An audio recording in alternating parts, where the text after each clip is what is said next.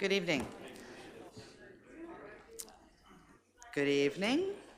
I'd like to call to order the regular council meeting of Wednesday, December 4th at 7 p.m.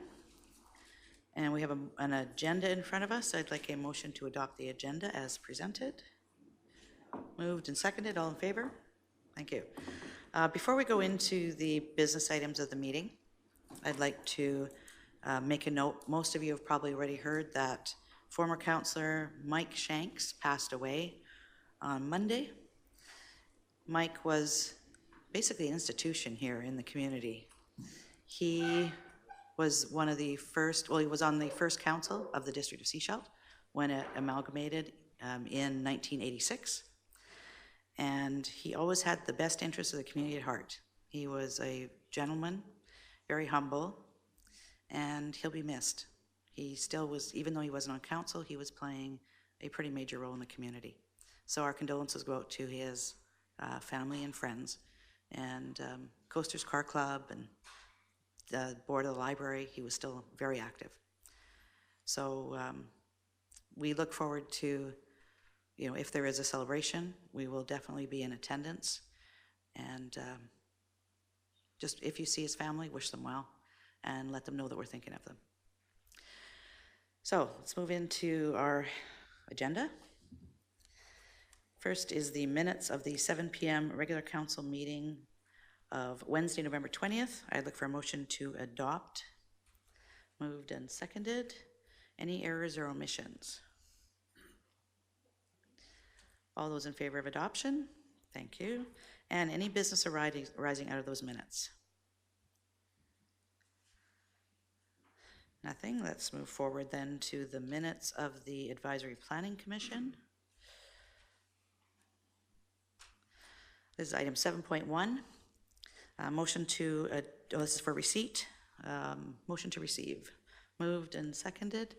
Any errors or omissions in there? All those in favor? Thank you.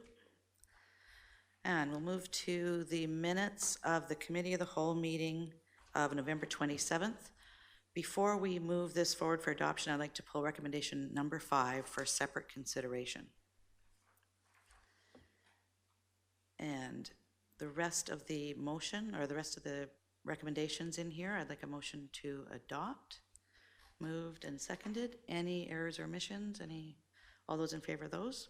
Thank you. So let's move to recommendation number 5. And I believe someone would like to speak to this. Councillor Kuster. Yes, hi. We have received multiple emails from residents about the process of communication with respect to the bollards, and therefore I would like to defer this for 2 weeks to allow public comment. So that's a motion. Second on the motion? Okay. So there's no debate. All those in favor of deferral? Thank you. Let's move to 2 weeks from today.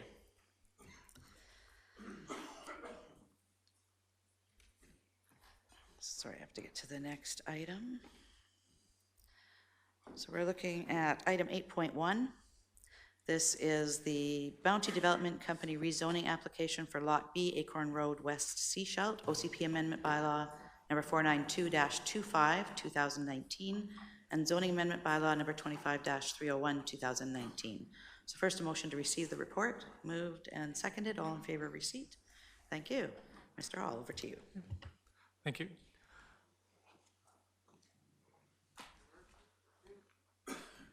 You might need to click.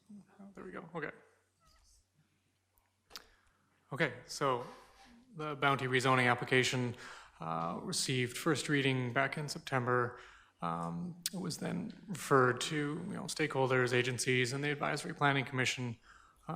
Some of the motions or directions from the September council meeting included requirements around looking at community amenity and affordable housing contributions, or at least supporting that we look at those contributions with amounts to be determined, as well as some requirements around additional roadworks. After the referral period, we had comments back from all the agencies, but there were no changes that were proposed as a result of those comments. However, based on some additional staff review and discussion with the applicants, we've made some minor changes to the zoning amendment bylaw, which I'll get into. We've also made some changes to the OCP amendment bylaw. Originally, the Bounty property in particular was going to be redesignated from multifamily mixed residential to rural residential. That's still remaining the same, and that supports the zoning change from our R1 to our R3. However, we've been having some recent ongoing discussions with the owners of the trail properties, the two large parcels to the south of Acorn Road. So we have, based on those discussions and kind of the direction that they're moving in, we've removed those two properties from the OCP amendment bylaw, so they'll remain as multifamily mixed residential.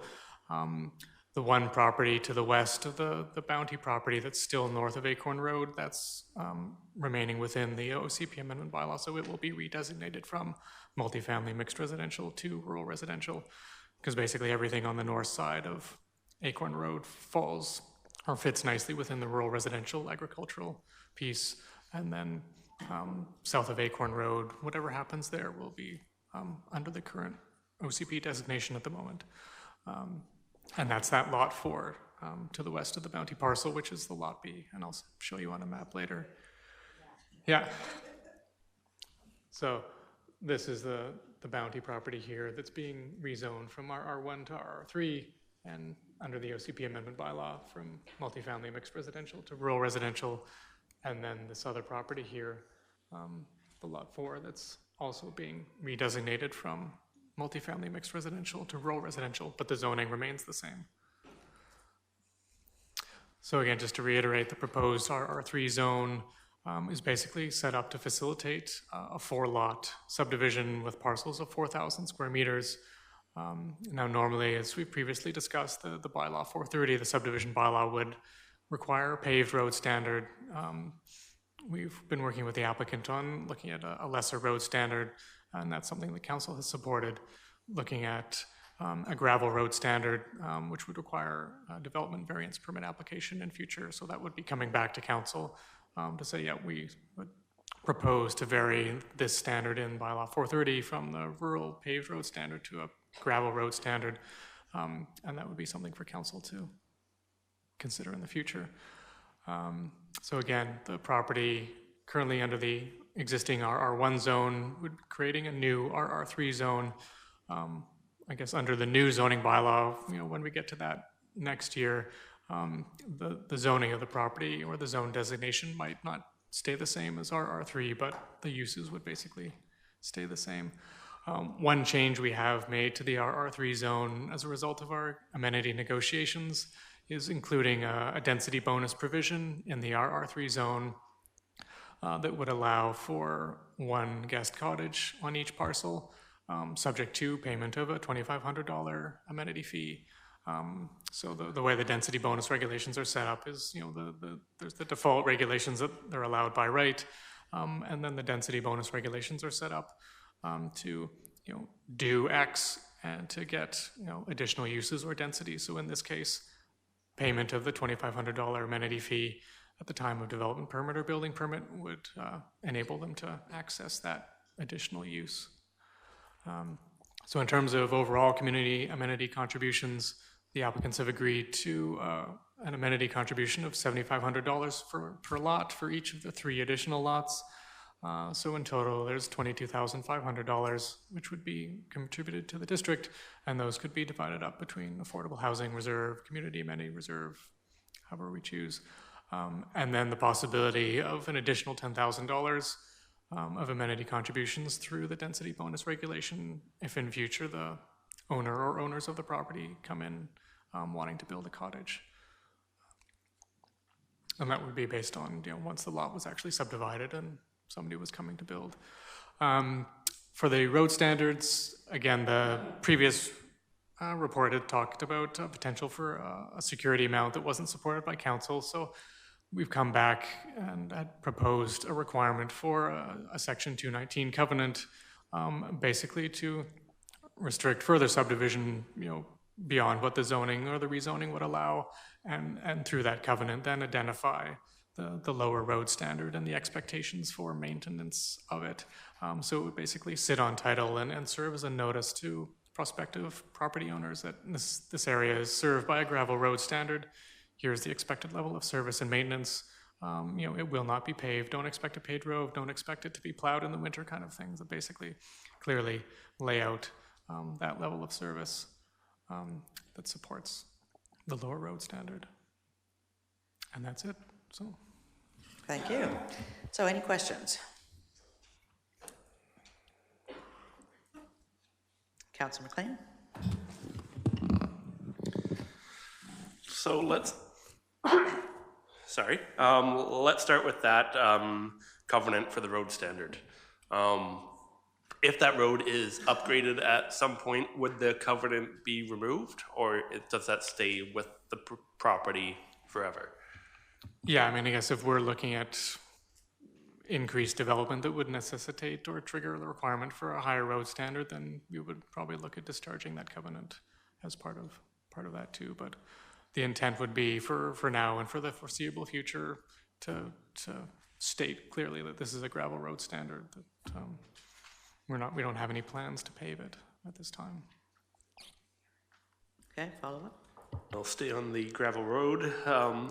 I noticed one of the referrals was from the fire department requesting a 7-meter road width. Is that consistent with the half standard? Yep. So half standard is 7 meters. Yeah, I mean, the half is generally 10 meters, I believe, but with a paved or graveled width of 7 meters, to ensure two lanes of 3.5 or whatever it ends up being. Perfect. Yeah, I've seen some roads that may be a bit smaller than that, so as long as we get that 7 meters, I'm happy. And I'll pause for now if somebody else wants to go. Okay, is there anyone else with a question? I had one. Sorry, go ahead. Go ahead, Councillor Lamb. Just under affordable housing and community amenity contributions, it shows $7,500 per unit or per lot, but it doesn't say what the allocation there is. So is it 75? And the way it's written here, it says $7,500 for community allocation. So I'm just wondering, is that $7,500 specific to that, or is there a split between affordable housing and the amenity? I think we had considered the potential for a 50-50 split between affordable housing specifically and general community amenities at large. But I guess there is some flexibility there if council decided they wanted to send more to one reserve over the other. But basically, the total community amenity contribution would be $22,500. The original intent was kind of divide that up 50-50, but yeah, the way it's written, it looks like it's going to a specific amenity here, and I just didn't want it to be, once you said $7,500 per lot, then it's, then it sets a precedence for as we move forward. So I'd really like to see the funds broken down to how that's allocated. And then once again, so I guess once we've done that, then the $2,500 would be allocated the same as the $7,500. yeah, I mean, the density bonus regulation is treated a little bit differently, but again, we could consider, when that fund comes in at the time of, somebody building a cottage, council could decide if they want to split it up or just, if that's just going into a community amenity fund or the affordable housing fund. Councillor Lamb, did you have a recommendation? Would you like to see it one way or another? I think, Well, didn't staff want to talk? go ahead. Thank you. Happy to provide clarity. In this regard, the intent of the recommendation is to propose that as this is a part of the premise of the recommendation should we move forward and would be described at the public hearing. Upon returning back for consideration of third reading and adoption is when we could provide recommendations for clarity on how that is to be distributed to funds. Thank you. Thank you. All right, so my question, it says that they could potentially do an auxiliary dwelling unit, a cottage, subject to the additional amenity.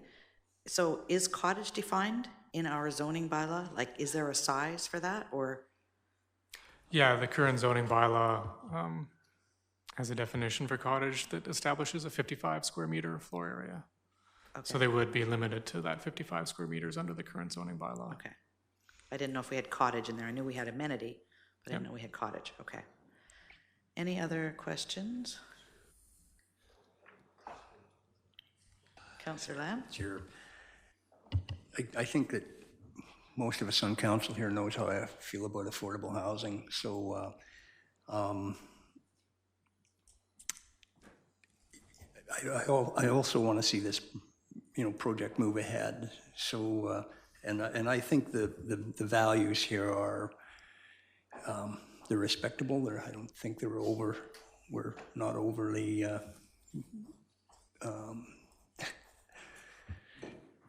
we're not taking more than I believe we should. But so anyways, this will be good for discussion as we move into budget and see how we deal with these. Thank you. Thank you. Any other comments or questions? Councillor McLean. Just a really quick, larger picture comment on this. I think this kind of zoning is right for this neighborhood.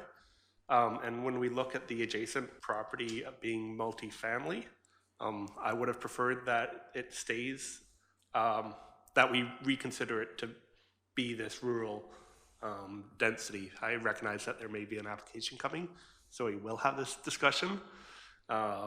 But I was looking forward to changing that outdated multifamily to something a little lower density, because we're going to have trouble servicing very high density in this area. But I guess that's out of scope for now.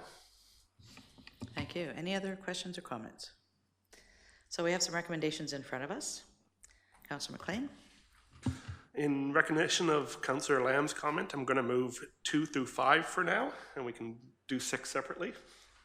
So 2, that council give second reading to the OCP amendment. 3, that council give second reading to the zoning amendment. 4, that council authorize staff for a public hearing. And 5, that we place a covenant on the property. All right. Seconder for that? Seconded. Any other comments? Councillor Lamb? Just, is there a park dedication on this property or not? Is there That will have to be dealt with through the subdivision application. So yeah, I mean, it would trigger a park dedication requirement. So that's something that will be looked at as part of the subdivision application, whether we're considering taking land or cash for their 5%. Yeah, okay. I just, just for my own thoughts is, we have so many little green spaces around the community that, once we take a park, it becomes our liability. So just food for thought as we move ahead. Any other comments or questions on the motion on the floor? All those in favor? Thank you. So there's one remaining. Councillor McLean.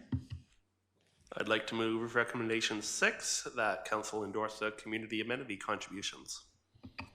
And is there a seconder? Seconded? Any comments or questions? All those in favor? Thank you. So let's move to the OCP amendment bylaw 8.1B on page 37. This is bylaw number 492-25-2019, Bounty, being a bylaw to amend District of Sechelt official community plan bylaw number 492-2010. And we're looking for second reading on this. Move second reading. Seconded. All those in favor? Thank you. So then we move to item 8.1C on page 40. Bylaw number 25-301, 2019, Bounty, being a bylaw to amend District of Sechelt zoning bylaw number 25, 1987 for second reading. Second moved and seconded. All in favor? Thank you. Thank you, Mr. Hall. You're sitting here. Are you doing the next one as well? No. Thank you. So item 8.2A, this is Planning and Development Procedures Amendment Bylaw 566-1, 2019. I'd like for a motion to receive the report. Moved and seconded. All in favor? Thank you. And Mr. Allen. Yes, thank you. Council may recall this on the November 20th council agenda meeting, whereupon amendment number 1 to bylaw 566 was considered, and a couple of additional refinements respecting landscape security deposits and bylaw amendment process were considered. Staff took that away, consolidated those refinements into the bylaw, and now present to you for third reading. And should third reading be granted at next council meeting, we can consider adoption. Thank you. Thank you. Any questions? All right, so we have a recommendation. Would someone like to make that recommendation? Councillor Toth? I'll even read it out. I'd like to move recommendation 2, that council proceed with giving third reading to Planning and Development Procedures Amendment Bylaw number 566-1, 2019, as presented. And is there a seconder? Seconded. Any comments? As I say, thank you for the work you've done on this. I think it'll help us moving forward, and I look forward to it coming back for adoption. All those in favor? Thank you. So we'll move to the bylaw, 8.2B on page 45. This is District of Sechelt bylaw number 566-1, 2019, being a bylaw to amend District of Sechelt Planning and Development Procedures bylaw number 566, 2018. Would someone like to move third reading? Moved and seconded. All in favor? Thank you very much.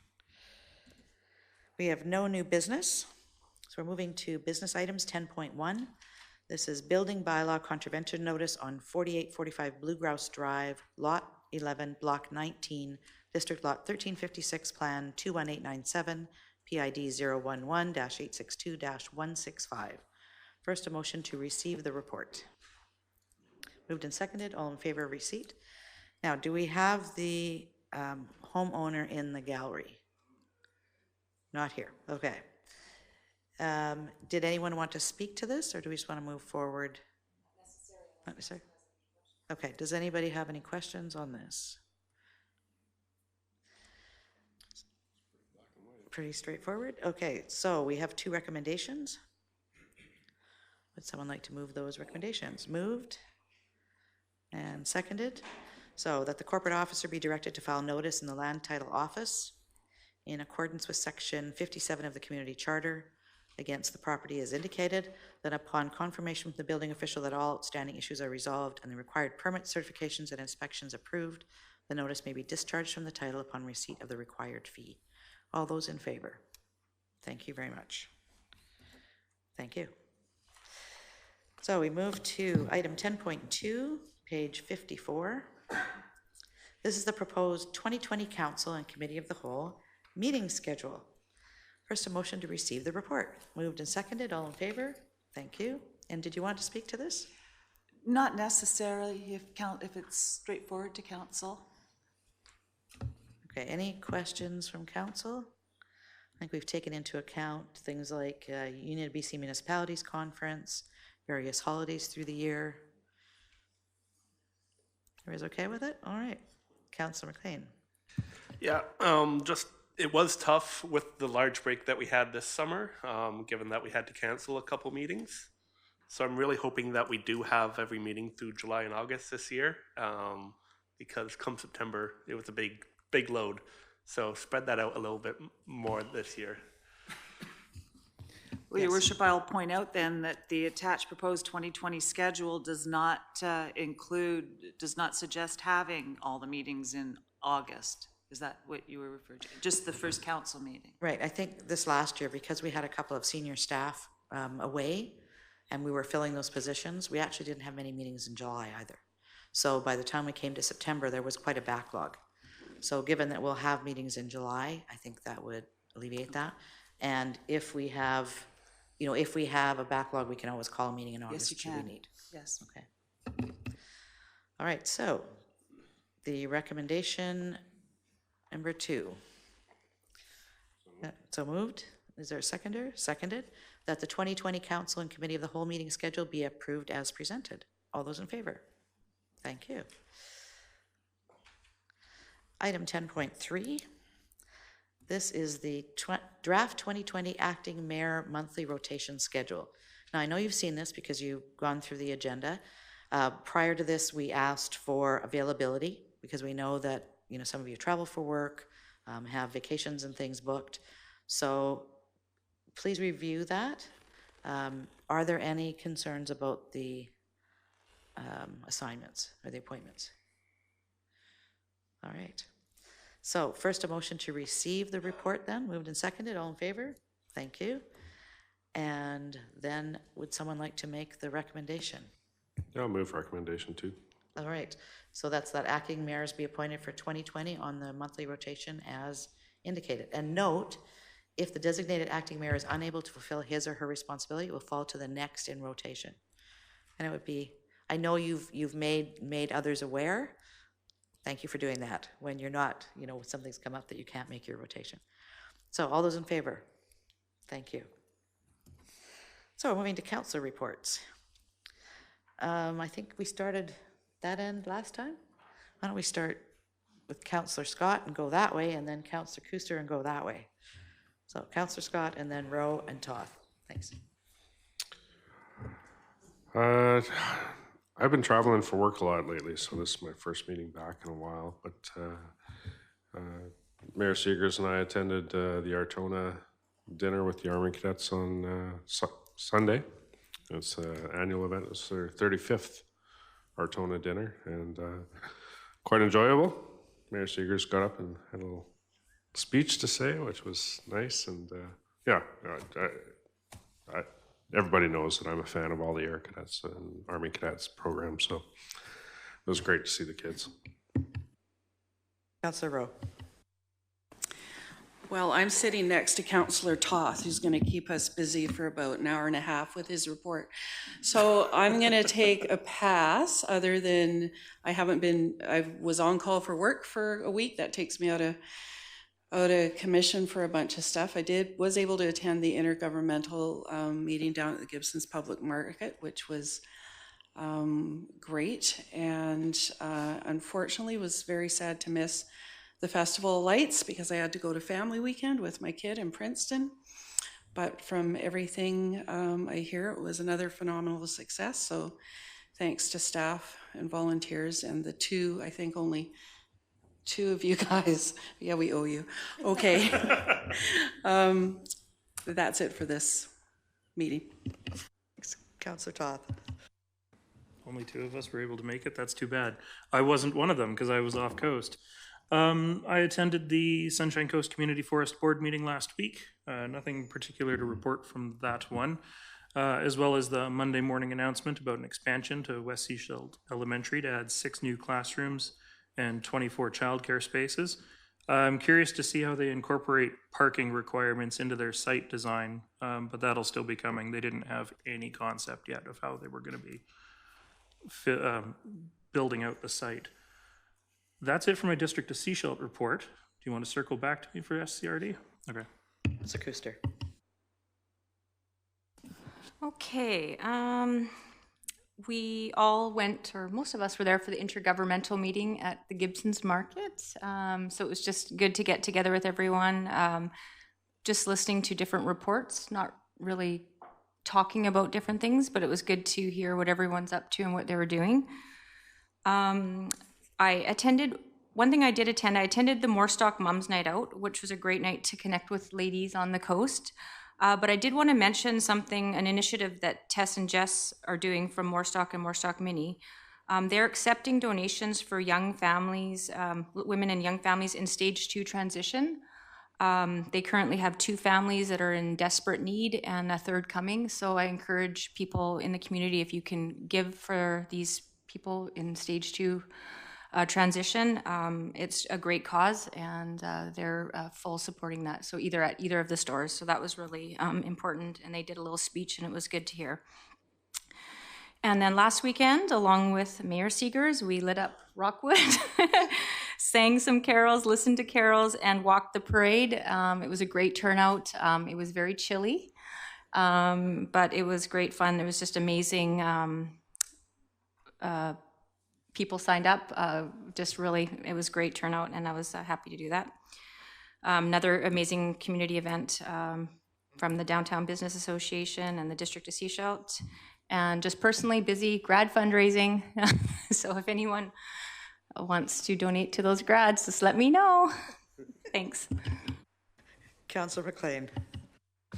Yeah, thank you. I attended a Voice Lab meeting earlier this week. So that's the organization for young adults on the Sunshine Coast. And we had a good discussion about engagement with local governments.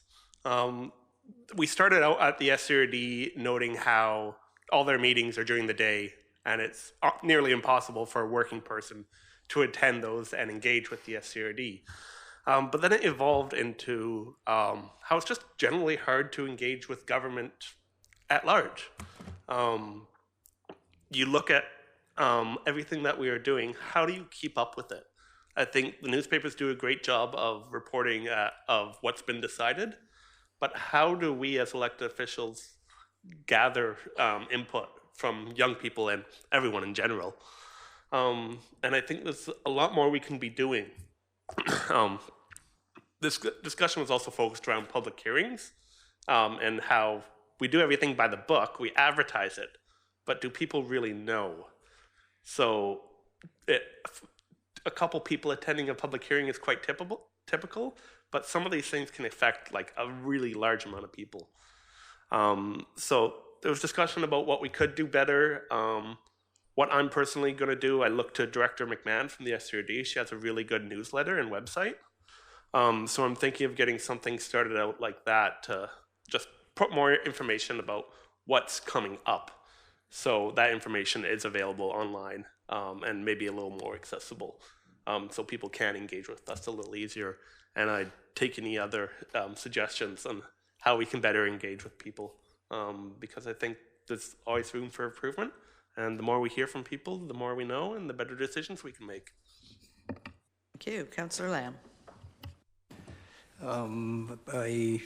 We had a Water Resource Select Committee meeting, and so we made 5 recommendations to Sechelt Council to pass on to the regional district with regards to water conservation and different opportunities that we thought might be of use.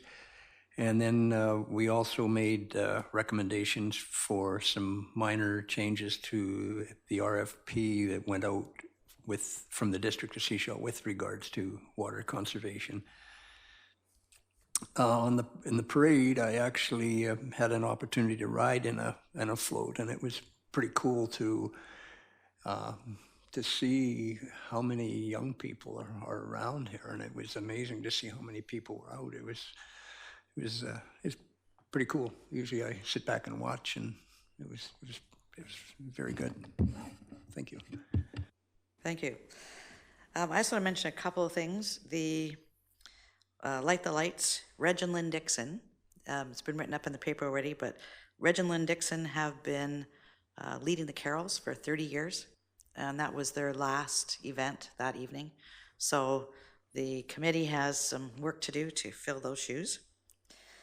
Last week, Monday, the day of the intergovernmental meeting, and the following day, we actually had the CEO for ICE-T, which is Island Coastal Economic Trust, here on the Sunshine Coast.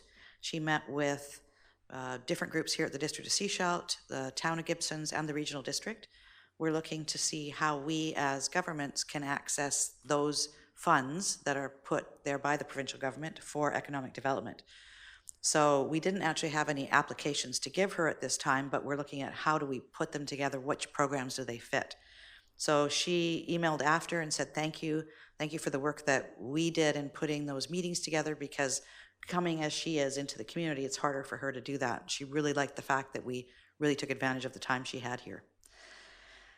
What else have I got? The Seniors Planning Table meeting. I attended the Seniors Planning Table. It's always a great event. We bring together all the different organizations up and down the coast that provide services to seniors. And then today at the regional district, during our first budget meeting, funding came up for Seniors Planning Table. And they've been asked to come back with a budget for the round 2 to see how the regional district can look at funding that. So we're looking at some kind of coastal funding for seniors, which is really good. Yesterday, I was in Burnaby.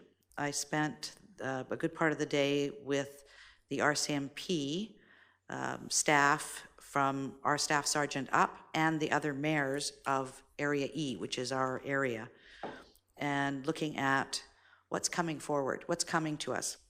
So one of the things that I think you've probably heard about is that the RCMP are looking to be unionized.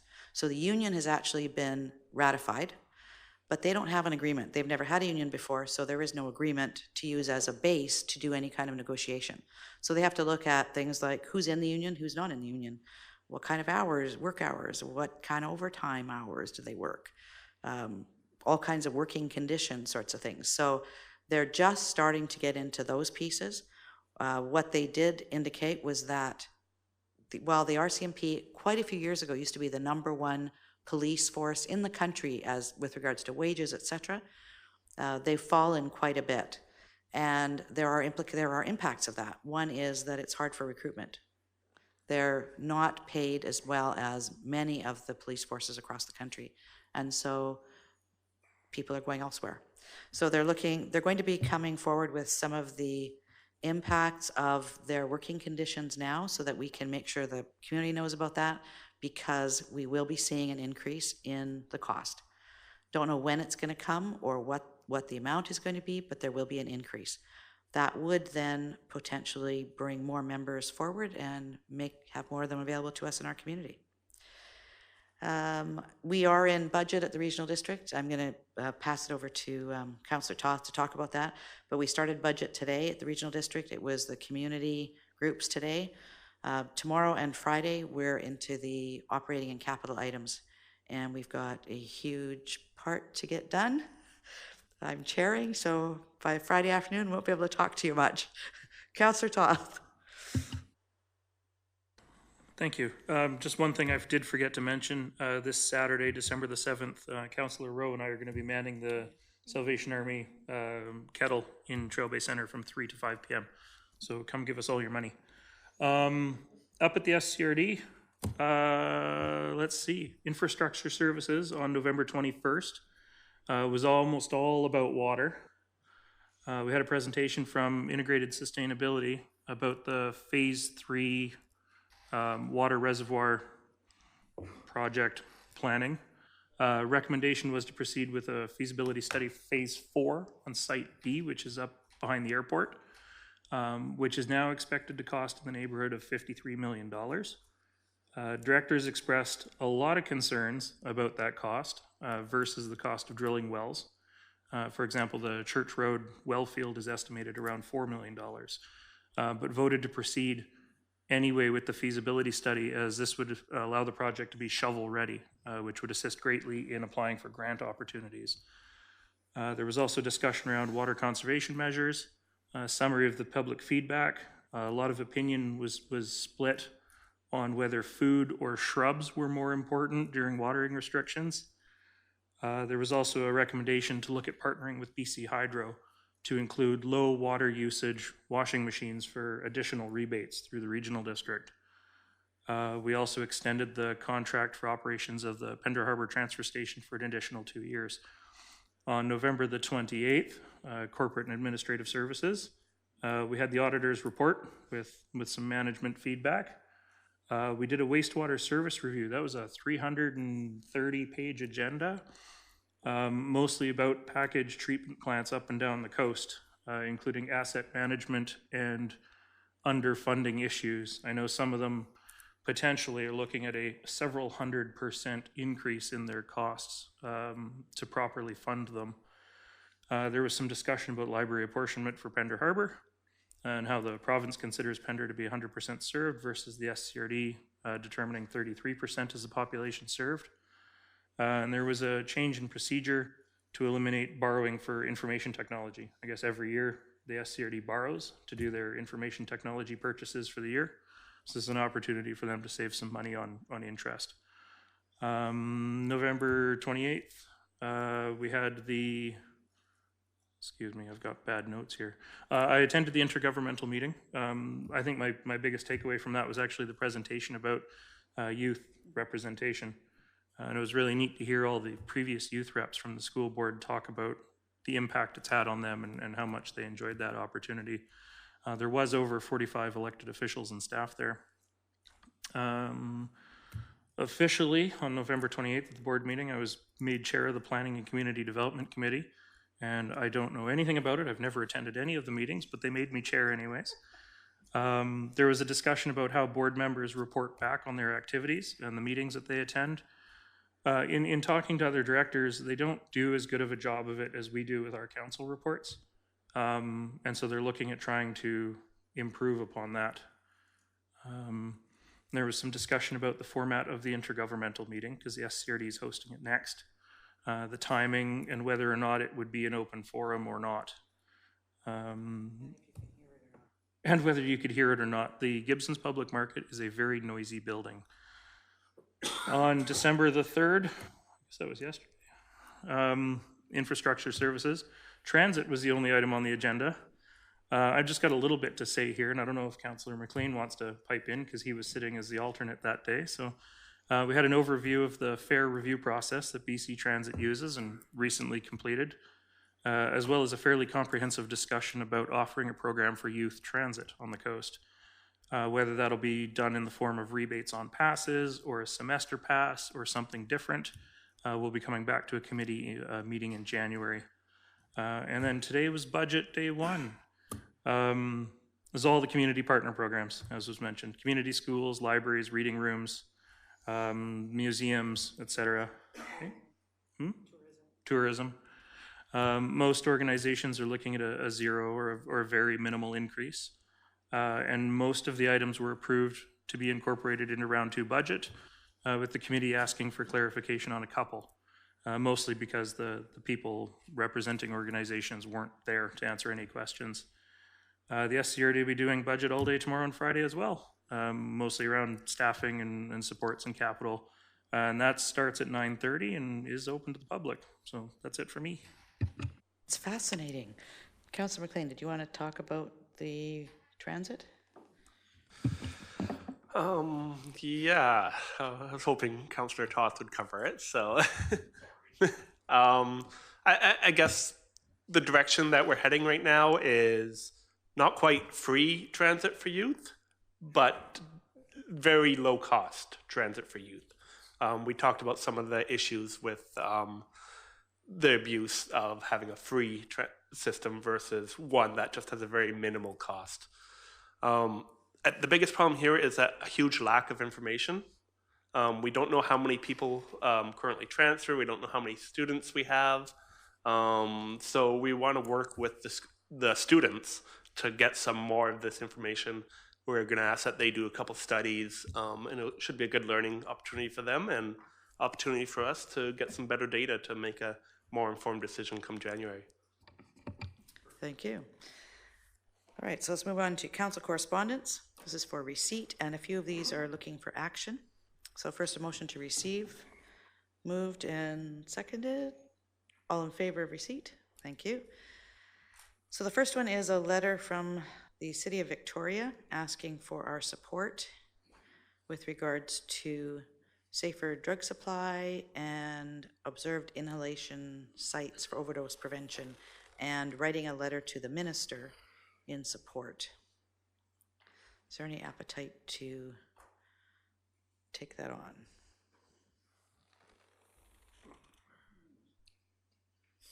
Seems like not. Next one. It's fine. This is from the town of Gibsons with regards to the watershed management and governance. Now, there are a couple of things here. They're looking to set up 2 committees. One would be a steering committee, looking for an elected official representative on that, and then a technical committee, which we'd be looking for one of our staff members to be on. And then would we be looking at, this is to CAO, would be looking at some kind of funding now for this? Not yet? Okay. So is there anyone on council who would like to sit on this watershed committee? The initial committee that we'll be setting up is looking at the structure. So there are 3 options in here. what the committee would be looking at is which option would be moving forward, what would the structure look like, so that we could set that up with terms of reference and then move that out to the community so that they can come forward and volunteer to be on the actual working committee. So we're looking for somebody to take on steering committee. Is anybody like to do that? I'd be happy to if it was not in the daytime. Not in the daytime. It probably will be in the evening, because there should be somebody from Gibson's on as well. And okay, so Councillor Rowe. Anybody else? Or is she? We'll put her forward. Okay, and then I think they requested that Mr. Kootenai be appointed.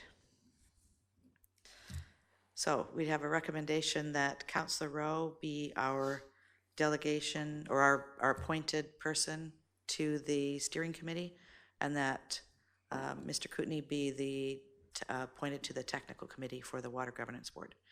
And we should also have that information be forwarded to the town of Gibson's. Thank you. I'll make that motion. Second.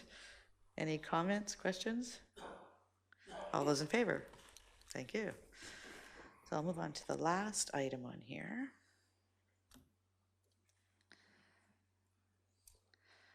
So requesting a letter of support for the grant application. Sorry, let me get to this last page. There we go. So this is for the Community Resiliency Investment Program grant application. The Regional District is taking the lead. They need to take the lead on this. This is for the Urban Interface Plan for the Sunshine Coast. So they've applied for a grant, and they are looking for letters of support from the other local governments on the Sunshine Coast in support of the application. You'd like to move that we provide a letter of support? Perfect. Is there a seconder? Seconded. Any questions or comments? I think this grant application is set up, or the grant program is set up through Union of BC Municipalities. And what we were informed when the Community Forest did the presentation at Chattelich Secondary, that of all the regional districts in BC, the Sunshine Coast Regional District is the only one who does not have one of these plans. So I don't know if anybody else is actually applying to this, because they've already got one. So we think it's probably fairly good that we'll actually get the money. So all those in favor? Thank you very much. Any emergency or late items? So I look for a motion to adjourn. Moved and seconded, all in favor? Thank you. Questions from the gallery?